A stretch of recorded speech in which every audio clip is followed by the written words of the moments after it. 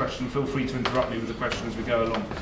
Before I start, I'm going to explain what's about to happen, what the government are proposing to do, and the change that's going to come in April 2020.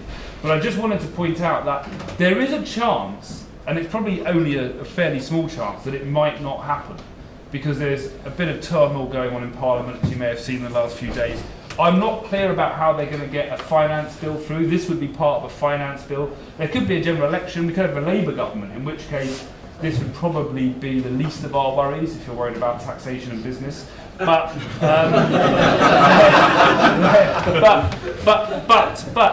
there is a possibility. I mean, also with the new, Philip Hammond and Theresa May, particularly Philip Hammond, he actually understood this issue, which some chancellors haven't always done, and he believed in this policy. The new chancellor, we're not sure quite what he believes yet. Boris Johnson is the kind of prime minister who might like to sort of try to get business on side and say, I'm not going to do that, like he does. So there's a chance that it might not happen, and we are lobbying for it not to happen, because we don't like IR35 at all, but we really don't like this measure. But having said all that, I will quickly explain what it is that they're talking about doing.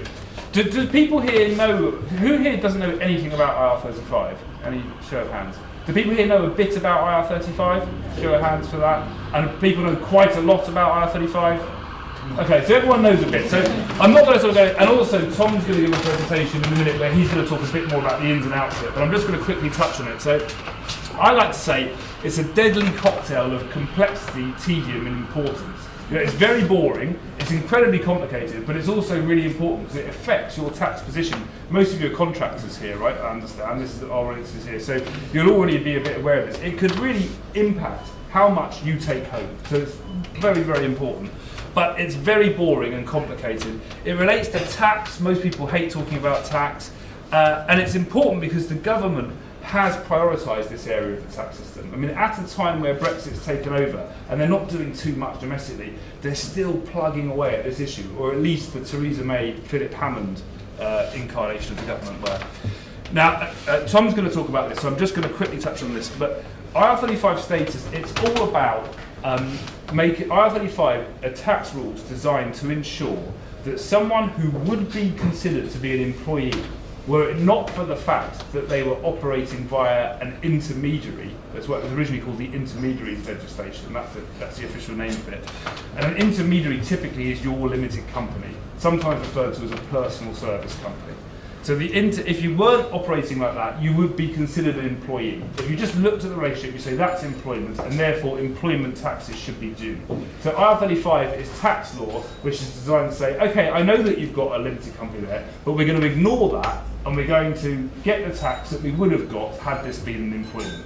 That's broadly speaking what it's all about. And how do they work out whether you would be an employee were it not for the fact that you were operating via a limited company? Well, they look mainly at these three things. These are the three central pillars. It comes from case law from the 60s. The seminal case was ready-mix concrete. And personal service, otherwise known as substitution. Many of you will be aware that in your contracts you might like to try and have a clause in there which says, I have a right to send a substitute to this. That's what substitution is all about. If you have that, if you genuinely have a right to a substitute, R35 doesn't apply. Mutuality of obligation, I'm rushing through this because Tom's going to talk about it. Mutuality of obligation, or sometimes referred to as MOO. We can have a whole day talking about this one. This is very much a contested thing. What exactly does it mean? Well, basically they're talking about, are there obligations on the parties? So there's a contractor and the client. Are they obliged to do something for one another? I mean, pretty much they always are, because there's, I'm going to do some work and you're going to pay me. But if those obligations extend a bit beyond that, you might say mutuality of obligation applies, in which case it points towards IR35. And control. Who has control over the work that's being done? Who controls where the work is done? Who controls when the work is done? All of those things point to, if the client controls it, it points to IR35. If the contractor controls it, it doesn't. I don't want to, and then there are these other factors which are also important, but I don't want to dwell on it because I know Tom's going to. But the only reason why I'm really talking about this is because all of those things are very complicated things. It's never totally clear who has control over the work. I'm an employee of IPSE. But does IPSE control the work that I'm doing? I mean, IPSE, I don't think they barely know that I'm here tonight. Do you know what I mean? I come and go as I please, I do what I want, And so who's really controlling the work here? This is a very vexed issue, and yet that's one of the most important things. And indeed, even on substitution, the revenue will argue with you even if you've actually sent a substitute. So my point of pointing all this out is that working out your IR35 status has always been and will continue to be, even after these changes come in, incredibly hard. No one will ever be able to say with any great certainty that it applies or it doesn't in most cases. And most of the time, someone like me can come along and argue the other way around. That's just the way IR35 is. And lots of people have built careers on arguing about IR35 status because you can argue about it forever. So anyway, there we are. That's the way that it is right now, and is right now in the private sector, and has been since 2000. So the government felt that the thing about it is that right now in the private sector, contractors, you guys, have the responsibility for working out all that stuff. That's on you. You've got to think, do I need to provide my services personally? Do I have control? That's a consideration for you. Your client doesn't have to worry about it. They don't care. They pay you gross, and if HMRC decide that there should have been employment, that should have been taxed like an employment, they will come after you guys for all of that, not your clients, not the agency or anyone else. The government decided that no one's complying with these rules. There's widespread non-compliance. How they know this, I don't know, because, as I say, IR35 status is so difficult to know, really, that how do they know that no one's complying? Maybe everyone's complying, maybe just no one's IR35 caught. But they feel like people should be operating the IR35 rules more than they are. So they thought, what we'll do is, in the public sector, because they came up with some reason why it should be different there, which I never really bought into, and they evidently didn't either, because now they're moving to the private sector too. They said in the public sector, we're going to make public sector hiring bodies, organisations, government departments, local authorities, that sort of thing, we're going to make them responsible for working out all this stuff about who's got control and all of that. And that way we think, they didn't quite say this, but what they're really thinking is that way we think more people will end up being caught. And the other big change that they made at that time was they will also, once it's been determined by somebody that IR35 applies to an engagement, then that engagement will be taxed at source, or income from that engagement will be taxed at source, like an employee. So whereas in the old or current private sector rules, it's more sort of retrospective, not retrospective, i.e. loan charge, that's a whole other thing, but i.e. they look back in time and they say, you should have paid tax like an employee, so you do a deemed calculation, you pay over some money. Now they're saying before the contractor gets the money, we want the tax to be taken off and handed over to HMRC, like it is for employees. Basically put on a payroll, that's what they want. The government loves the payroll. It makes tax collection so much easier if everyone just gets on the payroll. How dare you all not be on the payroll, that's what they're thinking. And there's no employment rights, as there never ever has been with IR35. But I might just touch on that a bit more in a moment. Immediately we saw that there were going to be problems with this measure, because public sector bodies are typically risk averse. They do what they're told by HMRC. They don't want to take any risks. And saying that someone is not caught by IR35 is now a risk for that public sector body, because they are now liable for the tax. If they hire one of you guys, a contractor, and say IR35 doesn't apply to this relationship, we'll pay you gross, then HMRC come knocking on their door a year or so later and say, we think that IR35 should have been applied to that engagement, they are on the hook for it, not you guys actually. So, in a way, this isn't totally bad for contractors, provided you're lucky enough to find a client who decides IR35 doesn't apply. Because if they do, you're off the hook. You don't have to worry about IR35 anymore. The problem is that most of the time there is over-compliance, i.e. public sector bodies are saying, I don't know, I don't even understand what mutuality of obligation is, how can I possibly work all this out, I've got 1,000 contractors at any one time, I don't have the resource, I can't be bothered, I don't want to get in trouble with HMRC, everyone is caught by IR35. And that is what we call a blanket assessment. So that's become known as a blanket assessment. So the idea that a client will just say, all of our engagements are caught by IR35, we're going to apply it to all of them. And I'll talk about some examples in a minute of where that happened or began to happen. very quickly, we did a survey before the public sector rules came in, and we asked our members what they would do once they came in.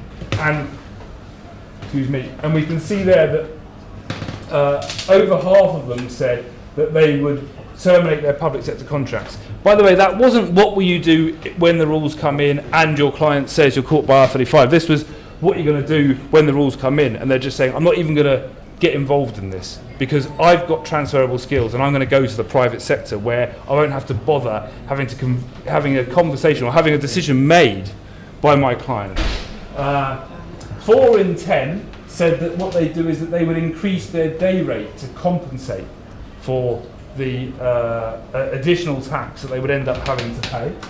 And 2%, only 2%, said, I'll just carry on, I'll just, whatever, I'll just keep going. So the point of us, when we shared this with the government, the point that we were trying to say is this is going to be disruptive, government. This is going to cause problems in the public sector.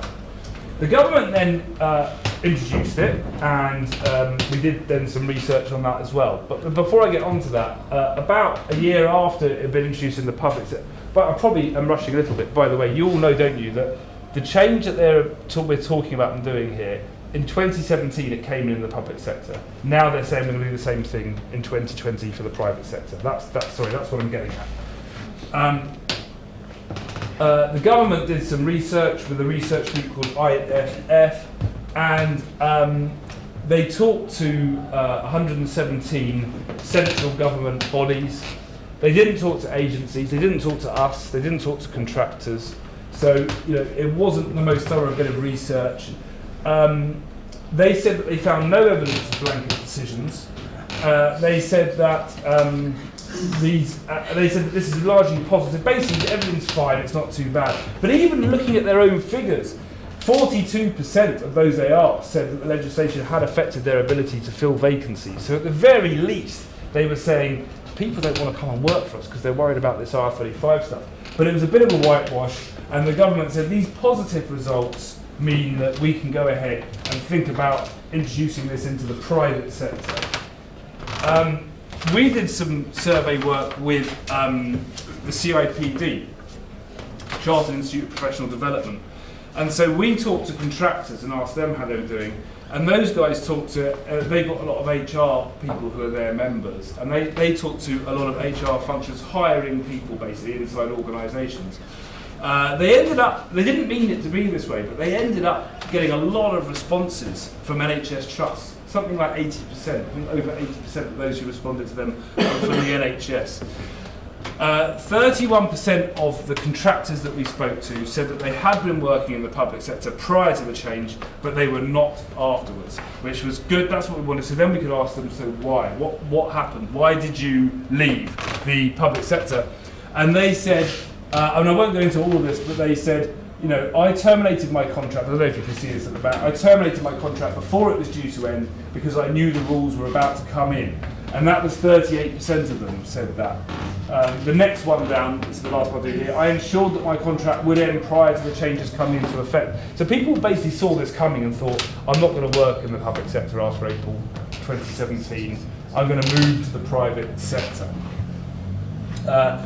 The CIPD's survey, the same questions but being asked to the hirers, backed up this. 75% of the hiring managers that they spoke to said that it had become harder to recruit contractors, and 71% said it had become harder to retain contractors. Impacts on hiring organisations, I mean the big one there, the 51% of them said we have lost skilled contractors as a direct result of IR35. So quite how the government came up with this idea there hadn't been any problems is a bit. It's not. We're not clear how they've managed to come to that conclusion. The hiring managers also said that their workload increased, and this is something we've been trying to explain to the government, that this is going to be a lot of administrative burden. IR35 status is really hard to work out. Even on one instance of it, you can argue about it forever. So the idea that companies can just decide the IR35 status of all their contractors without it causing them too much trouble is really very naive, to say the least. I'll quickly go over some examples. So these were examples that were reported in the media. This was TfL. TfL's initial response to these rules coming in, they did the classic risk-averse thing. They said no contractors after April 2017, or contractors, but everyone's caught by IR35. And lo and behold, people started leaving, and they had to report in their annual reports that there were severe delays to some projects. The NHS had a massive problem. So NHSI, which is NHS Improvement, is this overseeing body which looks after all of the trusts. There are about 230 individual NHS trusts in the country. They initially sent out guidance to the trust saying, these rules are coming in, everyone's caught by IR35, everyone's on the payroll basically, no more gross payments. And a group of doctors formed a group called the Locum Doctors Association, and they engaged the services of a barrister, and that barrister launched a pre-action protocol for a judicial review.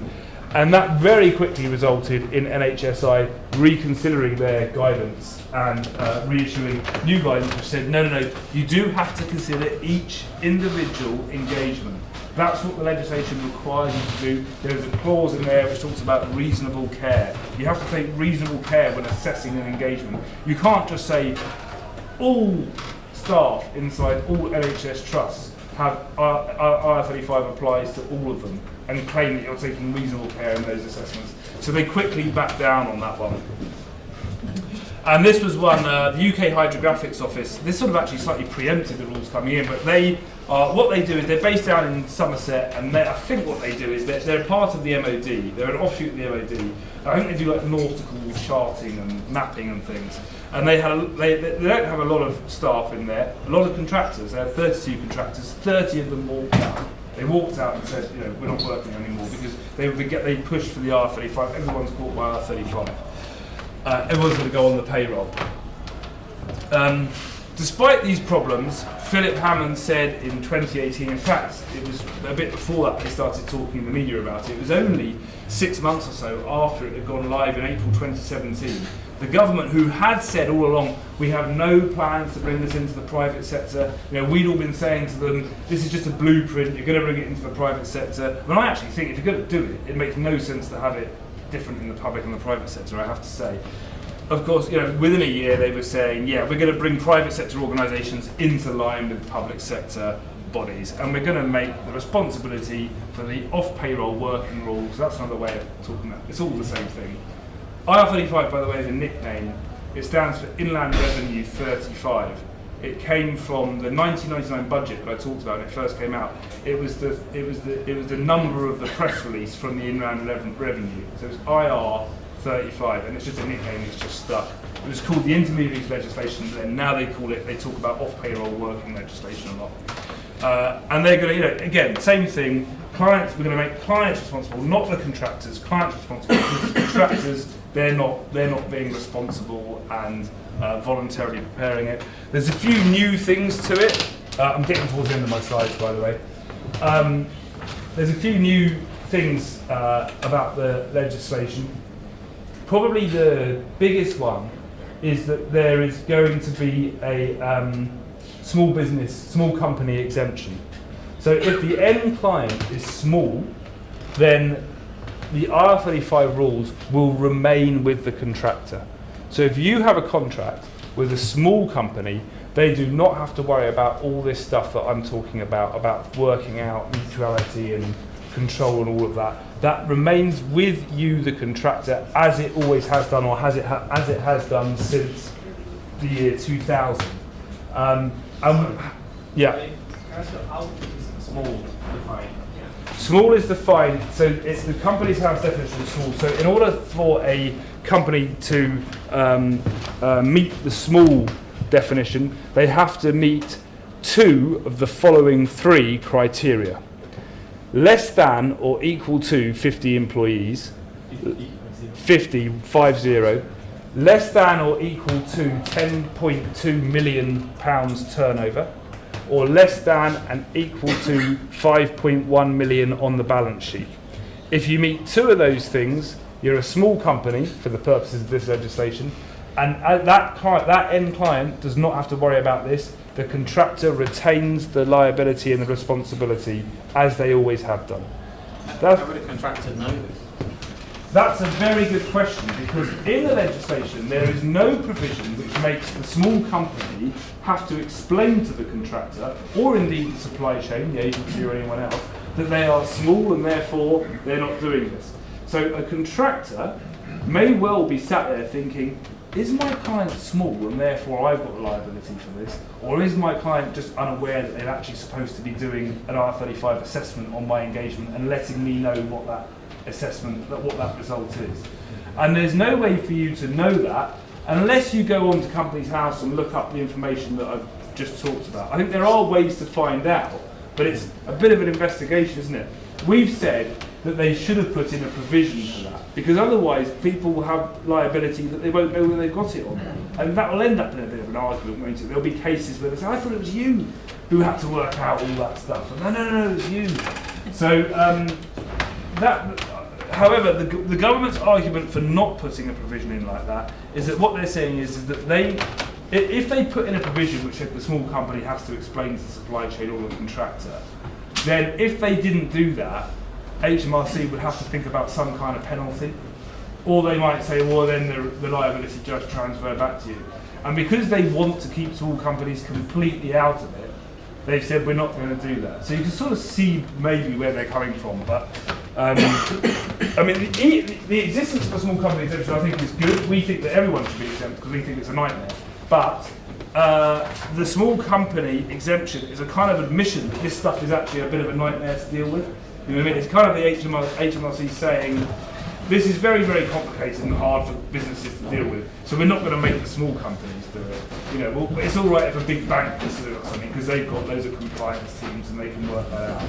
But, so that's the small company exemption. Some other things that are different are, in the public sector, when the client made the decision, they didn't have to tell the contractor. And some contractors would find out via the supply chain, and they would say, who made that decision? And the agency that maybe they're dealing with would say, I don't know. And you're not allowed, you don't have any right to find out. And you have no way to sort of go and speak to the person and say, hey, how come you said this is caught by IR35? Because I wouldn't mind having a chat with you about that, because I disagree. There was nothing in the legislation which enabled that. So now they're going to change that, and the end client has to tell the supply chain, so tell their agency, but also go straight to the contractor and tell them as well. And finally, and probably the last thing that I'll mention here is the client-led status disagreement process. As a continuation of that, there is now a provision that contractors can then, once they've been informed by their client, look, I think that you're caught by R35, you can go back and challenge that. But when I say that, I wouldn't get too excited. You can basically say, I disagree with you, and the client then has to take that away and reconsider it and come back to you with either a revised determination, oh yeah, you're right, you're not caught by R35, or probably more likely, I thought about what you had to say, but I still think you're caught. So I think that that's a bit of a pointless window dressing. Hopefully I'm wrong. Maybe sometimes clients will be able to say, no, actually, you know, they've given me some good evidence here to make me think that I-35 doesn't apply. But I think in most cases, once a client has decided it's caught by I-35, it's going to be hard to change their mind. There's some other stuff about liability transfer, but it doesn't really affect contractors, so I'm not going to sort of talk about it too much. The draft legislation has been published. You can see it on gov.uk. All the stuff that I've talked about is in there: the small company exemption, the client-led disagreement process, or whatever they call it, dispute process. For the time being, the government is sticking to its lines. They're saying that the self-employed won't be affected by this. What they mean is like genuinely self-employed people won't be affected because those things, control and mutuality, doesn't come into their contracts. But of course, they will be affected because no one understands that stuff, and everyone who has to make this determination will be thinking, all right, I'm gonna, you're in scope of it. So, I mean, don't get too hung up on the language. When they say self-employed, they mean you guys, really. They mean people who are working for themselves. What they're saying is, if people are genuinely in business on their own account, they don't have to worry about it. But actually, they do. I think that that's a disingenuous line. They say that this is all about anti-avoidance. You know, people are out there, they're avoiding their taxes, and this is a measure to tackle them. And that's how they're sort of getting it through.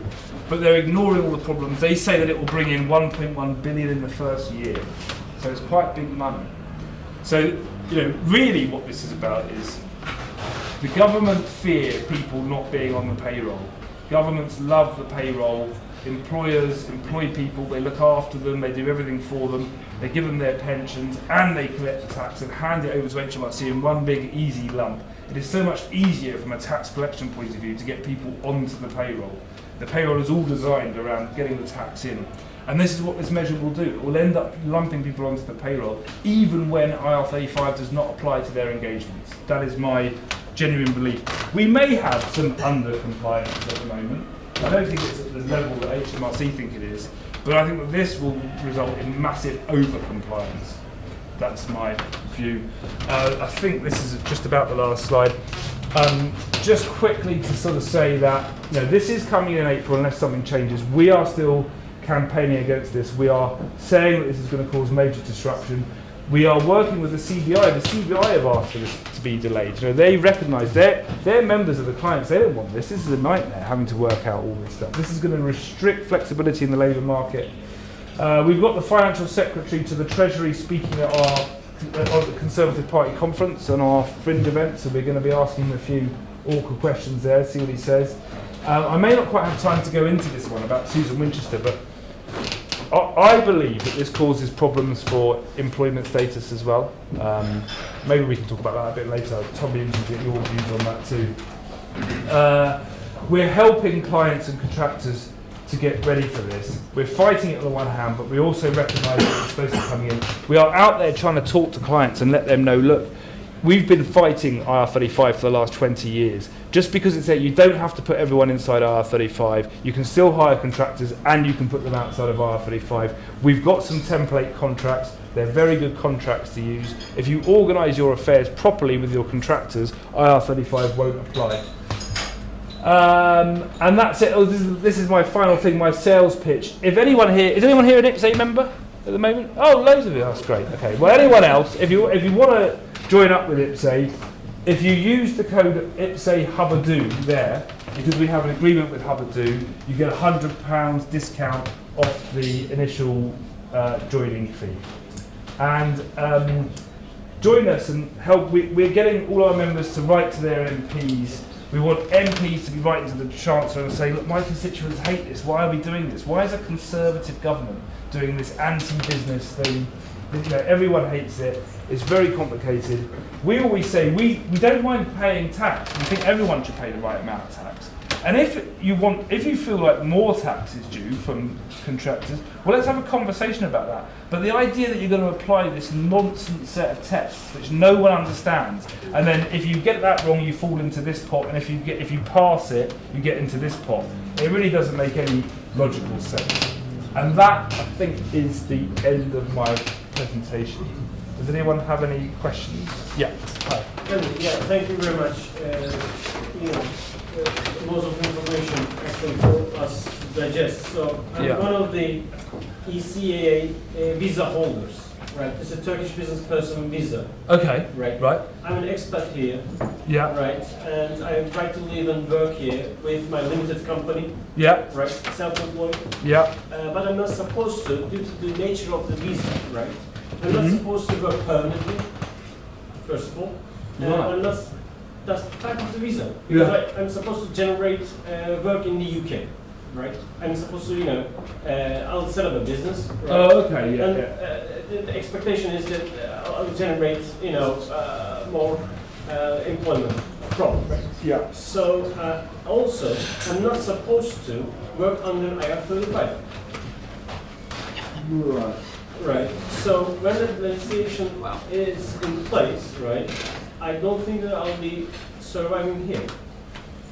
I see, and that's because I'm actually kind of quite out of my depth on issues around visas and things. Am I right in thinking that you do not have a visa to work here as an employee? Your visa means you can start a business and create. But if your business is caught by R35, the government would say, well, you're actually acting like an employee here. You know, you're just organising it via a limited company, and therefore that's not allowable under the terms of your visa. So yes, you're right. That is very, very difficult for you because your client will now have to take the risk of the IR35 legislation applying to them if you are to continue with that. So your challenge is going to be, let me find a client where I can continue to work as a proper business, as a limited company, where they will be prepared to accept that IR35 does not apply, or work for a small client where you will have the responsibility. So if you can find, if your end client is small, But in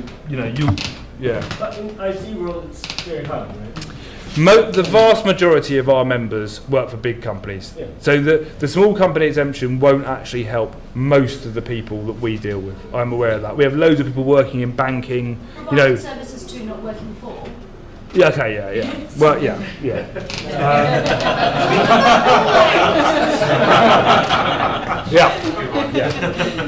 Hi, yeah. So, but yes, but that's, tricky, Hi, sorry. So I work in IT, I'm more a sort of strategy and business consultant for small businesses, so probably. But what happens if your client is not UK based? So I have a client in Italy, we have a contract, we actually use the IPSET contract, that template. That there is a schedule that expires every 3 months. We set up a new schedule. But they have nothing in the UK. So as a limited company, I'm exporting services to Italy. So, Tom might have a view on this, but my view, this has come up quite a lot over the years, and my view on this is that technically if you're a UK taxpayer, then you should consider the IR35 rules, and if your client is small, maybe that means you should do. But because your client is outside the UK, if they're a large company, that means they have the responsibility. So they don't have to comply with UK rules. So they're not going to be, they're not answerable to HMRC essentially. You are, but how is HMRC ever going to? They're not going to be able to work that through. They're not going to be able to sort of demonstrate that the engagement's caught by IR35 because they'd have to talk to the clients in Italy. So technically, as a UK taxpayer, you have to be compliant with all UK taxpayer rules. But on this one, the compliance, unless the company is small, is actually on the client. They're the one with the compliance burden. And an Italian company has to comply with UK tax rules than a UK company does with Italian tax rules. So basically, you'll be all right. They're actually small, so it should be. So if I check, if I use the IPSA service to check the contract to get the green light, is that enough? Or do I need to do something else? I think it should be enough. HMRC could always come along and investigate you and say, what's going on with this engagement? Oh, I see the clients there. Can you send a substitute and all of that? But they're not going to get anywhere with an Italian client. They're just going to find that so hard in practice to sort of to get anywhere in an investigation. What are they going to do? Go to tribunal and drag someone over from Italy? They're not going to. It's just not going to work out. So. Yeah, but if you're doing the right thing, you've got a good contract in place, you're operating, and also if they're in Italy and you're over here, you're probably not under that much control anyway, right? So IR35 is probably going to be pretty easy for you to sort of demonstrate that I'm an independent contractor with a client in Italy. If I could ask a question, in terms of roles being advertised going forward, will clients now advertise a specific day rate? But how do they know that day rate? We're in or out of the side scope of IR35 because we have very fact-specific patterns to each our engagement. It's a good question. There is a vision from the government which says that the end client should be able to determine what the IR35 status is of an engagement before it begins. But I sort of brushed over this, but there was a slide back, I'll just quickly go back, where there was a recent case with Kay Adams. Do you know who Kay Adams? She's one of the loose women. She's best known as a loose woman. And she also has, apart from that, she has her own show with the BBC called The Kay Adams Show. And the Revenue decided that they would investigate that engagement. They took it was recently at the tribunal. And the determination here was not actually, it came down, they sort of said, well, personal service, it's called the Kay Adams Show, it's hard to say instead of substitute, if the show is called the Kay Adams Show. Mutilated obligation, weren't too sure, control, little bit iffy, bits of control on each basis. It came down to business on your own account and these other secondary tests, which is interesting because if we're saying that what they basically said is that because Kay Adams has other income streams and other work, notably The Loose Woman, which is on ITV, so a totally different client. Because of that, Kay Adams is in business on her own account, and therefore IR35 does not apply to the engagement. But if that's true, as you say, sir, how is the end client going to know that in advance of hiring Kay Adams? They don't know what Kay Adams, because they don't even know that they're going to hire Kay Adams. So this is one of the problems. It was just a first-tier tax tribunal. They don't set precedent, but this is all based on case law and stuff. So if it goes up the chain, you can begin to set precedent. You can, however, get little trends in the tribunals. So the fact that must happen, you get these trends of what's deemed the most important factor. But HMRC are appealing that case. Interestingly, and Kay Adams is said to be utterly devastated because R35 investigations are not fun things. You've got HMRC breathing down your neck, asking you loads of questions, quite a lot of, potentially you're going to have to hand over a lot of tax at the end of it. And she was hoping that she, had it all behind her. And now they're appealing that case, perhaps because it was a bit of a quirky determination, that one. Because typically R35 is based on an engagement by engagement basis. In other words, you could have one contract which is caught by R35 and concurrently be working on another contract which isn't. You look at the contract, you look at the relationship of each one, and that's how you work out the R35 status. So if they're saying with Kay Adams, but it all comes down to the fact that you've got these other engagements, then you're sort of suggesting you're moving away from that principle, aren't you? Because you're sort of saying, because Kay Adams is Kay Adams and operates the way Kay Adams does, none of her engagements could be caught by R35, which is out of step with other determinations. Yeah? So is that a magic number? So in order for us to be the same from an economical perspective, financial perspective, how much should the daily rate increase in or out IR35? Oh, I don't know the answer to that off the top of my head. Yeah. Depends on how much it was. And it does depend. I mean, the other side to all this, which I haven't quite gone into, is the employer's NI. Because employer's NI is 30. So for an employee, it's 13. So when an employee says I earn £100,000 a year, they get paid £100,000 a year, but their employer pays, as well as paying them £100,000 less the tax, they also pay 13.8% on top, so £13,800 directly to the government. Sole traders and anyone who's not an employee you don't get that employer's NI. There's an argument over who actually pays that, but technically it isn't the individual, because otherwise the individual would be going around saying I get paid £113,800 a year. They don't. They say I get £100,000 a year. The total cost of that employment to their employer is £113,800.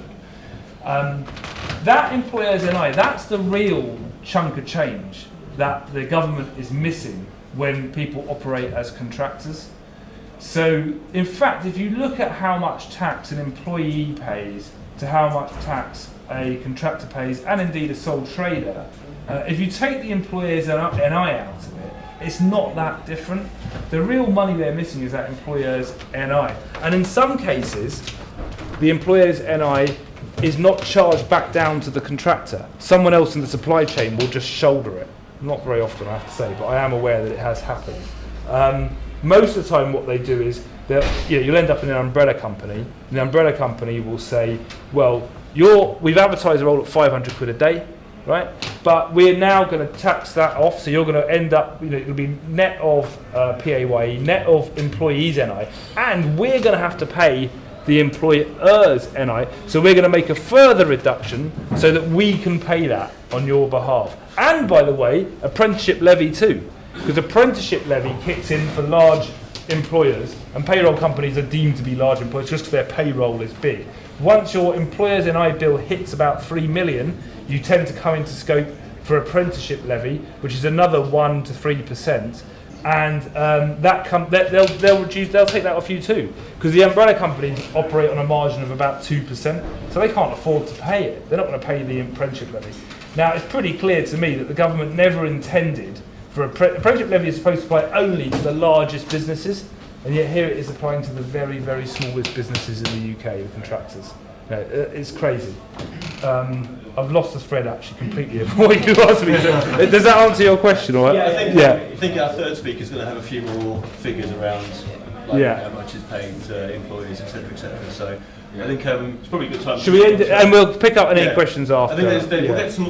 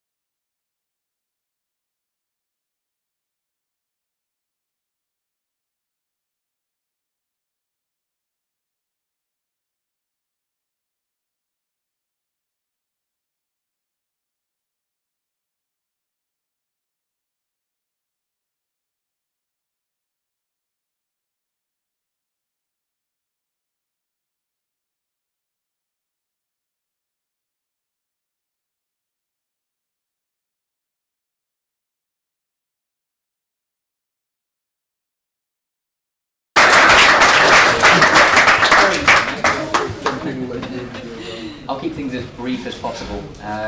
Some of the stuff that I was going to say has been covered, so I don't want to recover stuff. To be honest, I might not use even some of the slides that I put together. But from my side of things, I've worked for one of these umbrella companies that you may or may not like.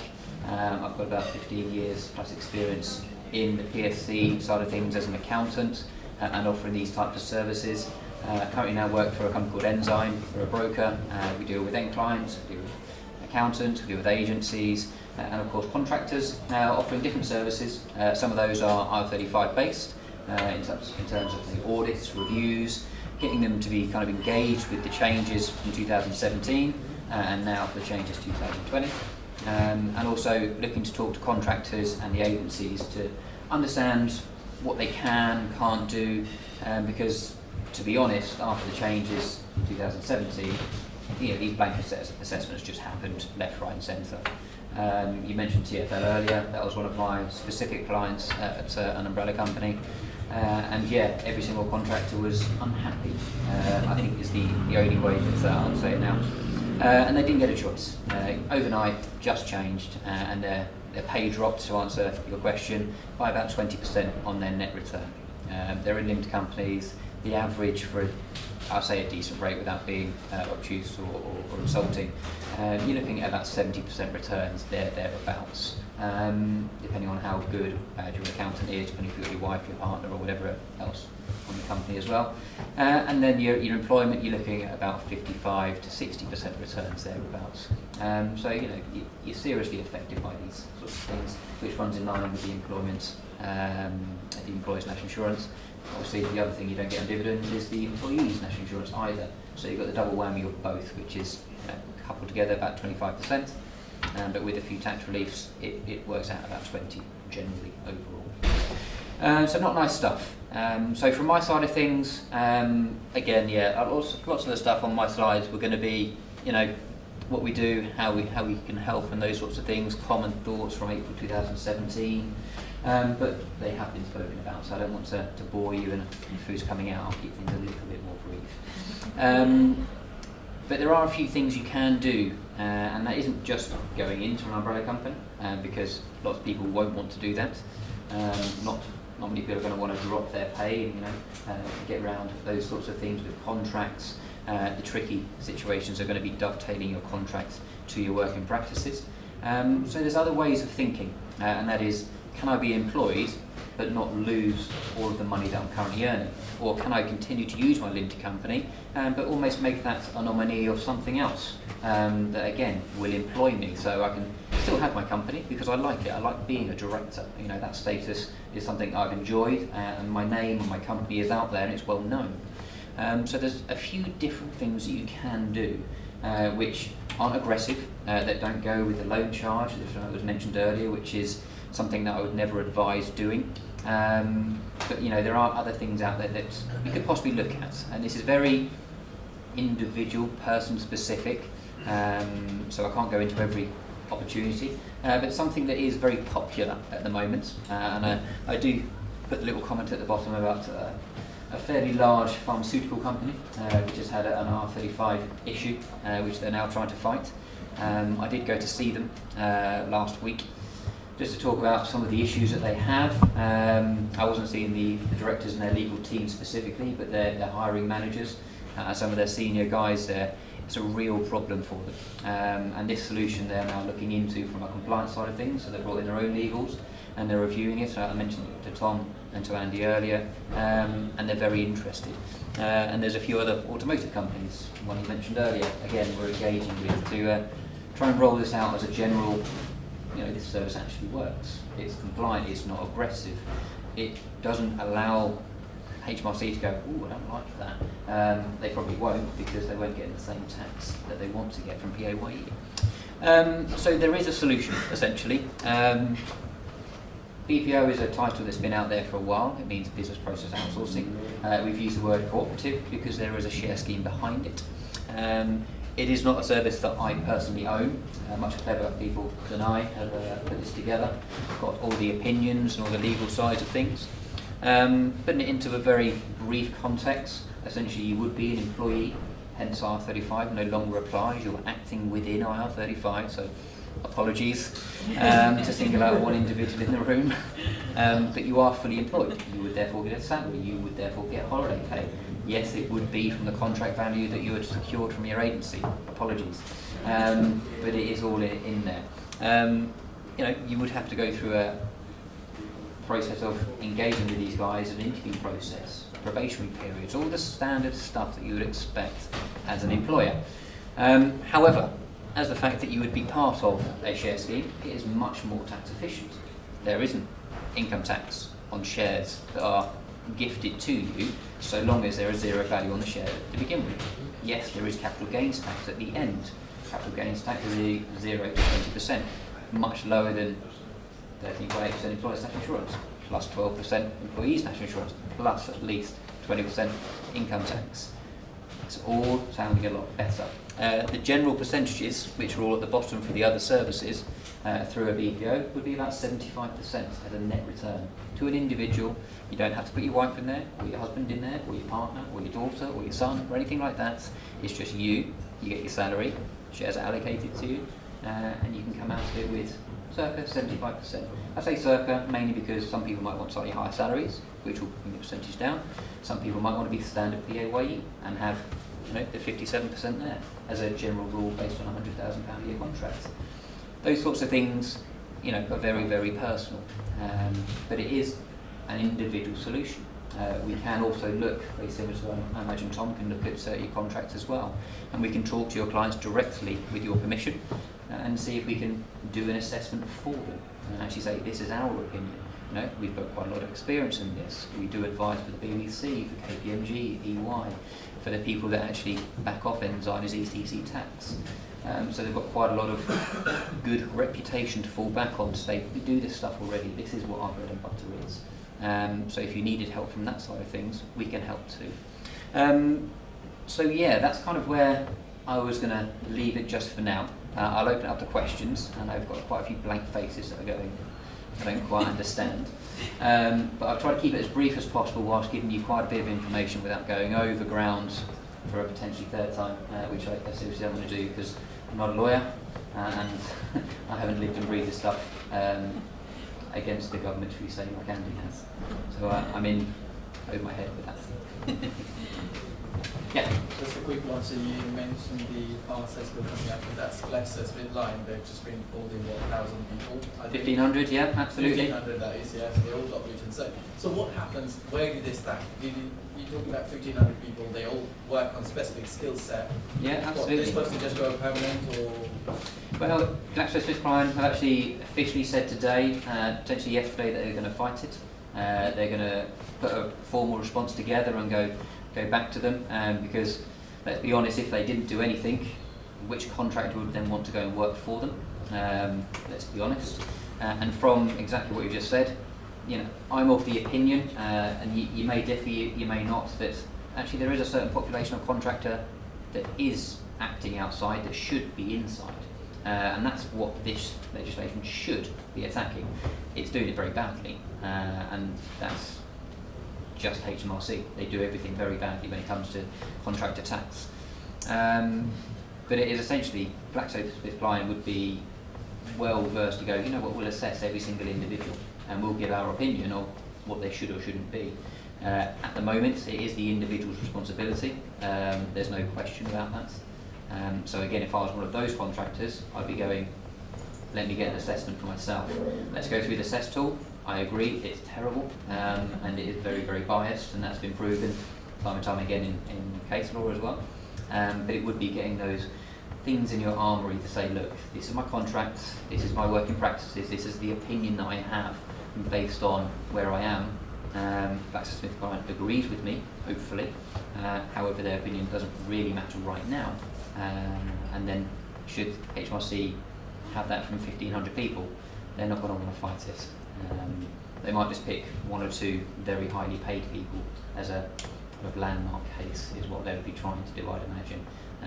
But I think it's more, they've made their status well known that actually they're going to go after the big people. They're not scared to issue letters for whatever reason.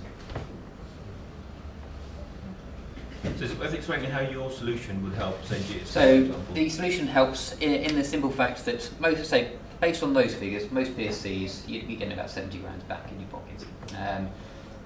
That is you as an employee of your own company. You'd be taking dividends, you'd be with your expenses, and of course your small salary, no doubt. It takes you completely out of your company. It employs you with the BPO. You'd be getting 25% salary thereabouts, so you've got a slightly higher salary than you potentially used to.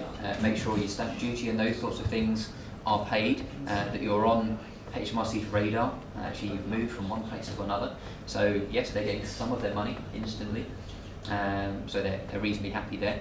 And then on a weekly or monthly basis, depending on how often you would normally, say, invoice or get money from your agency, your end clients, or whatever the engagement may be, that money would go into the BPO, very similar to what you might consider an umbrella company. And then that money would be paid out of salary for a portion of it, and then there would be an advance for the share value for the other portion of it. Now, at the end of the year, any shares that you had acquired and gifted would be sold, and of course any advance paid would be cancelled off by the shares that you've sold at that point.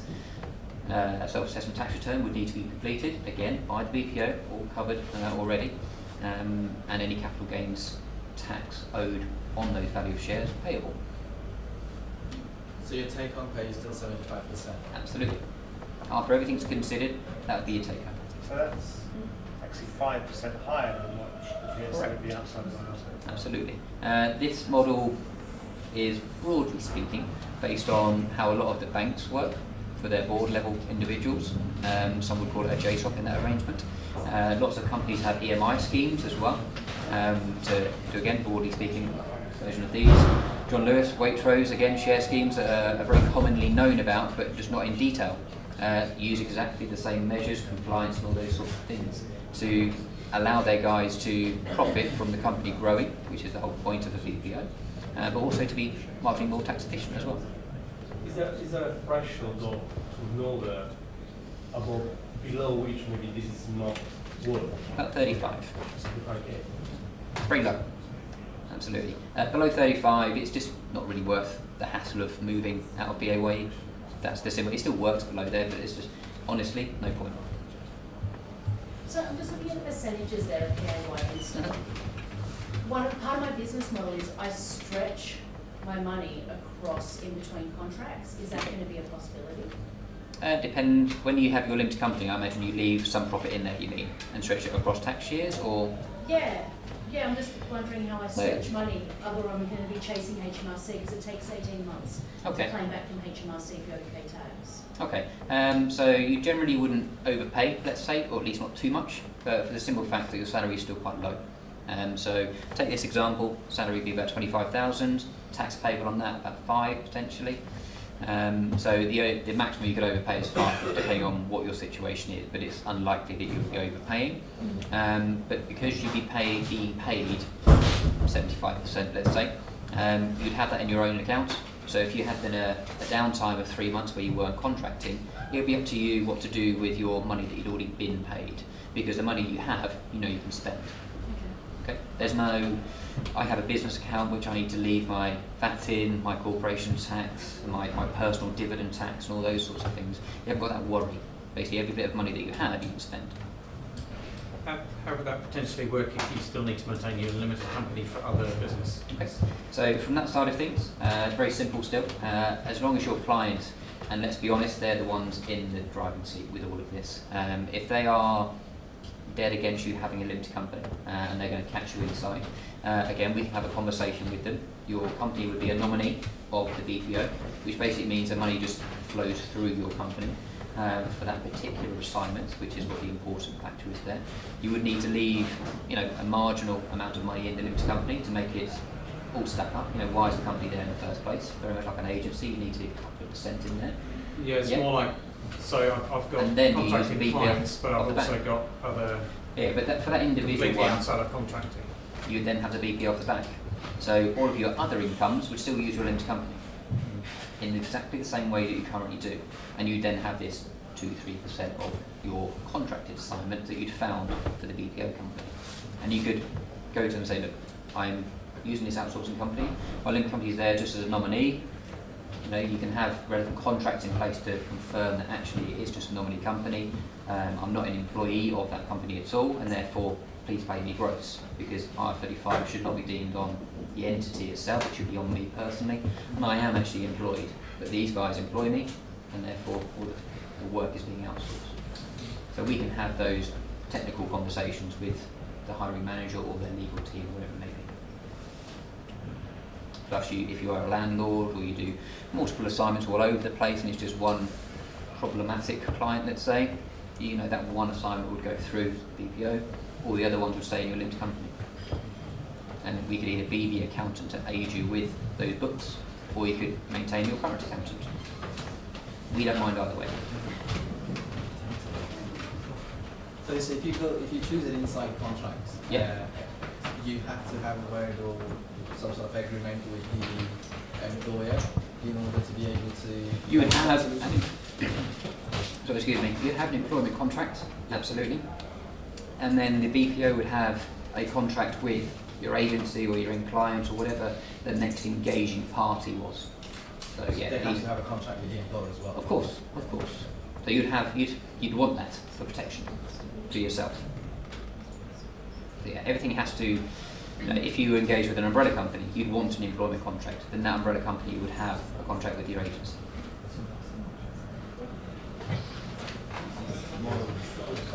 What I would suggest, and by all means shoot me down if it's not a good suggestion, we can contact you all on an individual basis. My colleague Ricky is there.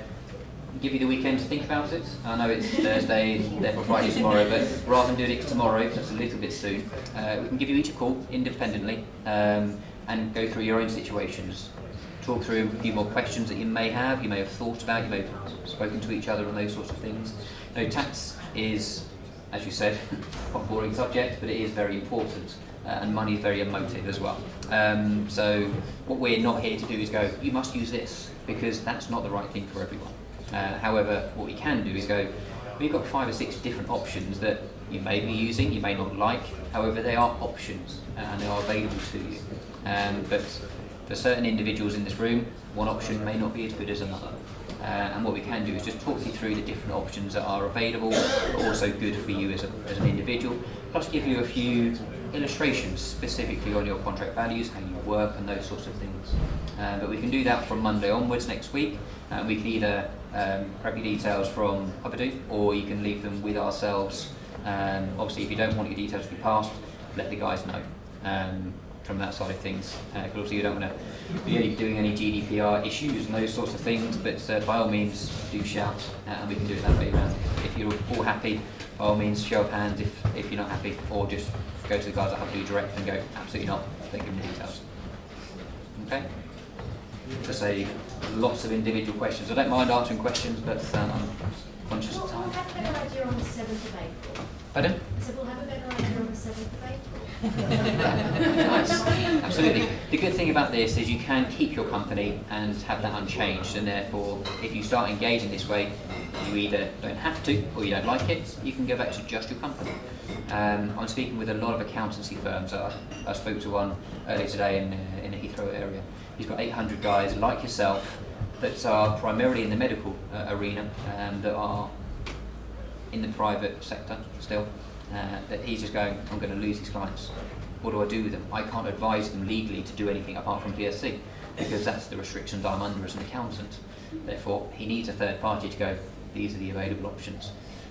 So that's what we do for those guys, and we speak to lots of different big accounting firms, well, say SME accounting firms, to go, what do you do? How do you manage your candidate population without losing your entire business? And this is a single way, and this is what he's going to be choosing as well, because he's gone through all the compliance already, he's happy, it is robust, he is a chartered accountant, and he's been doing it for too many years for me to embarrass him with. Thanks, All right. Thank